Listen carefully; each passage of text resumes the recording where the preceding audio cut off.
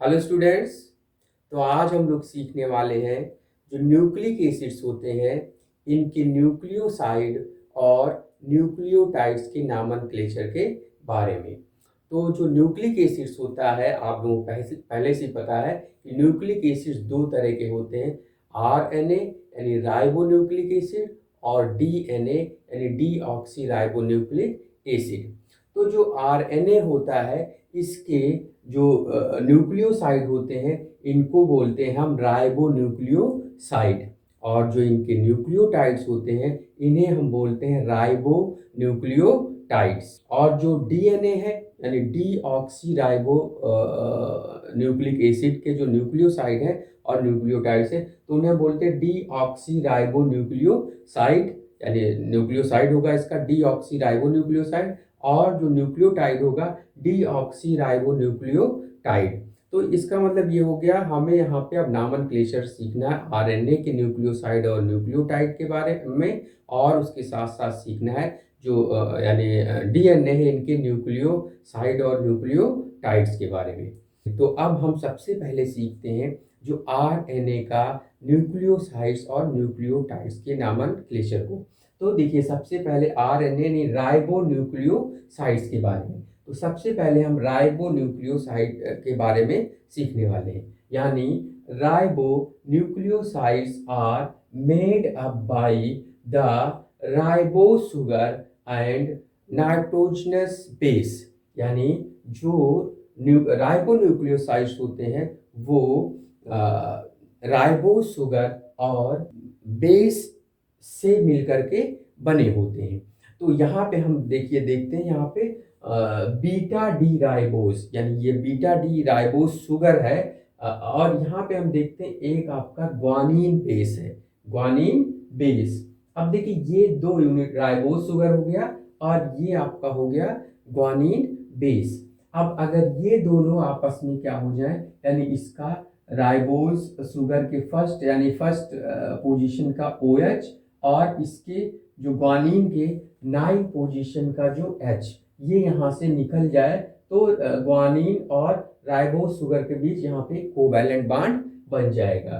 ठीक है, तो यहाँ पे आपका जो होगा यानी फर्स्ट पोजीशन से और ग्वानिन का 9 पोजीशन का नाइट्रोजन जो है आपस में क्या होगा, जुड़ जाएगा और एक यूनिट बन जाएगा। तो इसे हम बोलेंगे राइबो न्यूक्लियोसाइड। अब ये बना है आपका ग्वानिन बेस का, तो ग्वानिन बेस का जो न्यूक्लियोसाइड होगा वो कहलाएगा ग्वानोसिन कहलाएगा। तो देखिए यहाँ पे आपका हुआ कि देखिए इसके नाइट्रोजनस जो बेस है इनकी नंबरिंग 1 2 3 4 5 से करेंगे, और जो शुगर आपका है इसकी नंबरिंग जो है 1 प्राइम 2 प्राइम 3 प्राइम 4 प्राइम और 5 प्राइम। तो इसकी नंबरिंग प्राइम में करेंगे, 1 2 3 4 5 में करेंगे नाइट्रोजनस बेस का। तो देखिए यहाँ पे आपका ये हो गया कि जो ग्वानिन का आपका न्यूक्लियोसाइड है ये ग्वानोसिन कहलाएगा। अब देखिए ये आपका हो गया ग्वानिन का जो है न्यूक्लियोसाइड। अब यहाँ पे अगर ये जो ग्वानोसिन है इसकी जगह अगर हम एडेनिन ले लें, यानी यहाँ पे आ जाए एडेनिन, तो ये कहलाएगा एडिनोसिन कहलाएगा। तो ये आपका अलग सा न्यूक्लियोसाइड एडेनिन का बन गया, तो ये कहलाएगा एडिनोसिन। अब इसके बाद अगर हम ये देखें कि अगर यहाँ पे हम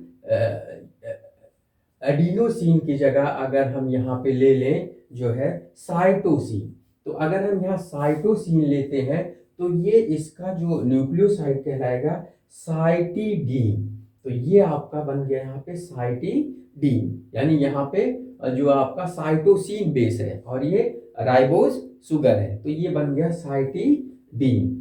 अब इसके बाद जो है अगर हम ये देखते हैं इसका हम बेस ले लें, हम बेस ले लें यूरेसिल। तो बेस अगर हम यूरेसिल यहाँ पे लेते हैं तो ये जो न्यूक्लियोसाइड बनेगा ये कहलाएगा यूरिडीन कहलाएगा। ठीक है, तो इसका मतलब ये हुआ ग्वानिन का जो है न्यूक्लियोसाइड राइबो न्यूक्लियोसाइड जो कहलाएगा ग्वानोसिन कहलाएगा, और एडेनिन का न्यूक्लियोसाइड एडिनोसिन कहलाएगा, और साइटोसिन का न्यूक्लियोसाइड साइटिडीन कहलाएगा, और यूरेसिल का जो न्यूक्लियोसाइड है ये यूरिडीन कहलाएगा। तो देखिए यहाँ पे 4 जो है नाइट्रोजनस बेसेस होते हैं जो आरएनए में पाए जाते हैं। अब हम देखते हैं इसके न्यूक्लियोटाइड्स के बारे में। तो देखिए जो न्यूक्लियोटाइड्स होते हैं, nucleotides are made up by ribose sugar, base and phosphate group. तो यहाँ पे आपका जो न्यूक्लियोटाइड्स होते हैं ये बने होते हैं शुगर यूनिट और नाइट्रोजनस बेस और फास्फेट ग्रुप से, यानी फास्फेट आपका यहाँ पे ग्रुप मौजूद होगा जो कि फास्फोरिक एसिड से आएगा। तो यहाँ पे देखिए क्या होता है कि अगर हम यहाँ पे ले लें, आपका ये है जो है राइबोज शुगर और ये है आपका ग्वानिन जो है बेस, ये दोनों मिलके न्यूक्लियोसाइड बना रखें। अब इसका जो आपका शुगर का OH ग्रुप है, अब ये आपका जो है फास्फोरिक एसिड जो है उससे इसका देखिए यहाँ पे एक OH यानी इसका H और फास्फोरिक एसिड का OH अगर यहाँ से निकल जाता है तो यहाँ पे फास्फेट ग्रुप यहाँ पे लग जाएगा। ठीक है, तो ये आपका हो गया। अगर ये तीनों आपस में जुड़ गए यानी शुगर और बेस और ये फास्फेट ग्रुप यहाँ पे जुड़ गया तो ये आपका हो गया क्या, न्यूक्लियोटाइड्स। तो ये आपका देखिए अगर ये ग्वानिन का न्यूक्लियोटाइड है यानी हम यहाँ पे ग्वानिन ले लें और ये राइबोज शुगर है, ये फास्फेट ग्रुप है आपका, तो ये कहलाएगा आपका ग्वानोसिन 5 प्राइम मोनोफास्फेट। अब देखिए यहाँ पे ये 5 प्राइम क्यों कहलाएगा, 5 प्राइम इसलिए कहलाएगा कि ये जो शुगर के 5 प्राइम पोजीशन से लगा है, तो ये आपका ग्वानोसिन 5 प्राइम मोनोफास्फेट कहलाएगा। ठीक है, तो ये आपका हो गया। अब अगर यहाँ पे देखिए अगर ये एक ही फास्फेट ग्रुप है यहाँ पे तो ये मोनोफास्फेट कहलाएगा। अगर एक फास्फेट ग्रुप और आ जाए तो ये आपका डाईफास्फेट कहलाएगा, और अगर एक फास्फेट ग्रुप और आ जाए तो यहाँ पे ये ट्राईफास्फेट कहलाएगा। तो देखिए यहाँ पे क्या होता है कि इस तरह हम अगर मोनोफास्फेट है तो GMP कहलाएगा यानी ग्वानोसिन मोनोफास्फेट, और अगर ये एक फास्फेट और जुड़ गया, 2 फास्फेट ग्रुप हो गए तो ये कहलाएगा ग्वानोसिन डाईफास्फेट, और अगर ये एक ग्रुप और जुड़ा तो ग्वानोसिन ट्राईफास्फेट। तो इस तरह जो है आपके फास्फेट। अब ये देखिए यहाँ पे 5 प्राइम पोजीशन लिखा गया है, तो अगर ये पोजीशन डिसाइड करता है कि मैंने बताता है कि ये किस कार्बन से शुगर के लगा है। अगर हम ये माने कि जो फास्फेट ग्रुप है वो 3 प्राइम पोजीशन पे लगा हुआ है तो ये फिर ग्वानोसिन 3 प्राइम मोनोफास्फेट होगा। ठीक है, तो इस तरह जो मोनोफास्फेट ग्रुप है वो कहाँ पे लगा है तो वो उसके नंबर को हम यहाँ पे लिखेंगे प्राइम में। 5 पे लगा है तो 5 प्राइम पोजीशन, और अगर 3 पे लगा है तो 3 प्राइम पोजीशन, यानी ये होगा। ठीक है, तो ये तो हो गया आपका जो है ग्वानोसिन का जो है न्यूक्लियोटाइड। ठीक है, अब इसी तरह जो है आपका यहाँ पे अगर हम ग्वानिन की जगह एडेनिन बेस ले लें, यहाँ एडेनिन बेस ले लें, शुगर और एक फास्फेट ग्रुप है ना, तो इसका मतलब फिर ये कहलाएगा एडिनोसिन और 5 प्राइम मोनोफास्फेट, यानी यहाँ पे 5 प्राइम मोनोफास्फेट क्योंकि 5 प्राइम पोजीशन पे लगा होगा तो ये एडिनोसिन 5 प्राइम मोनोफास्फेट। तो ये मोनोफास्फेट यानी AMP, और अगर डाईफास्फेट होगा तो यहाँ पे यानी 2 फास्फेट ग्रुप आ जाए तो ADP, और अगर यहाँ 3 फास्फेट ग्रुप हो जाए तो ATP, एडिनोसिन ट्राई फास्फेट। तो देखिए अब यहाँ पे हम एग्जांपल लेते हैं 5 प्राइम जो है मोनोफास्फेट का। तो यहाँ पे देखिए अगर यहाँ पे जो आपका बेस है अगर साइटोसिन है, तो अगर बेस साइटोसिन है, शुगर है और एक फास्फेट है तो फिर ये कहलाएगा साइटिडीन 5 प्राइम मोनोफास्फेट, यानी आपका CMP। तो ये आपका साइटिडीन 5 प्राइम मोनोफास्फेट हो गया। ठीक है, और इसी तरह अगर यहाँ पे यूरेसिल हो तो यूरेसिल यहाँ पे अगर नाइट्रोजन बेस होगा तो यहाँ पे आपका क्या कहलाएगा, ये इसका जो न्यूक्लियोटाइड है वो कहलाएगा यूरिडीन 5 प्राइम मोनोफास्फेट, यानी एक फास्फेट यूनिट लगा है तो मोनोफास्फेट, 2 लगे हैं तो डाईफास्फेट, 3 लगे हैं तो ट्राईफास्फेट। तो इस तरह आपका हो गया अब देखिए ये ग्वानोसिन है, तो ये ग्वानोसिन 5 प्राइम मोनोफॉस्फेट को क्या बोलेंगे हम, ग्वानिलिक एसिड भी कहते हैं इसको। और अगर हमारा एडिनोसिन 5 प्राइम मोनोफॉस्फेट है तो इसको कहते हैं हम एडेनिलिक एसिड। और अगर यहाँ पे साइटिडीन 5 प्राइम मोनोफॉस्फेट है तो इससे बोलेंगे हम साइटिडिलिक एसिड। और अगर ये क्या है, यूरिडीन 5 प्राइम मोनोफॉस्फेट है तो यूरिडिलिक एसिड, ये आपका हो गया। तो इस तरह हम क्या करेंगे, नामनक्लेचर करेंगे जो है आपके जो न्यूक्लियोसाइड्स हैं, न्यूक्लियोटाइड्स आरएनए के। तो इसके बाद हम देखते हैं डीएनए के न्यूक्लियोसाइड्स और न्यूक्लियोटाइड्स के बारे में। तो जो डीएनए का न्यूक्लियोसाइड होगा वो किससे बने होगा, deoxyribonucleosides are made up by the deoxyribose sugar and nitrogenous base। तो यहाँ पे जो डीऑक्सीराइबो न्यूक्लियोसाइड होगा वो जो है आपका deoxyribose sugar 2 prime deoxyribose sugar और नाइट्रोजनस बेस से बना होगा। ठीक है, तो यहाँ पे 2 प्राइम डीऑक्सीराइबोज शुगर है आपका यहाँ पे। और अगर हम यहाँ पे ले लें ग्वानिन बेस, तो ये आपका अगर ग्वानिन बेस यहाँ पे लेते हैं, यानी ये बनता है ग्वानिन बेस से, तो ये कहलाएगा आपका जो है डीऑक्सी ग्वानोसिन। तो ये अगर ग्वानिन से बना न्यूक्लियोसाइड है तो ये डीऑक्सी अगर हम यहाँ पे देखें किस पोजीशन पे है, जो ऑक्सीजन हटा हुआ है 2 प्राइम पोजीशन पे, तो इसको हम कह सकते हैं 2 प्राइम डीऑक्सी ग्वानोसिन। तो ये आपका हो गया जो है न्यूक्लियोसाइड, यानी डीएनए का न्यूक्लियोसाइड हो गया ग्वानिन का 2 प्राइम डीऑक्सी ग्वानोसिन। अगर इसी तरह हम यहाँ पे ले लें एडेनिन, यहाँ पे बेस ले लें एडेनिन, तो ये कहलाएगा 2 प्राइम डीऑक्सी एडिनोसिन। तो ये आपका हो गया एडेनिन का।